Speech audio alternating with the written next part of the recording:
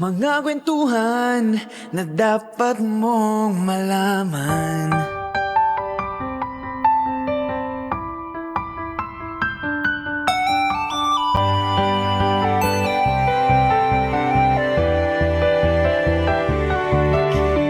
Kasi magpapatulong, o sige, bigyan mo ako, walang in return. Oo. Sinong tutulong sa mga taong yun na para maabot yung mga pangarap nila? Tsaka pag gusto mo naman po kasi yung ginagawa mo, hindi mo siya maiisip na, na parang draining. Kasi lahat posible.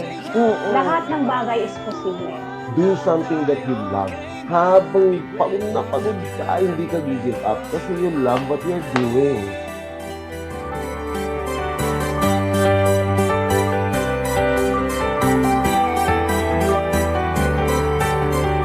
Always remember po ang lagi kong sinasabi sa inyo. Everything that's happening to us, there's always a reason behind it.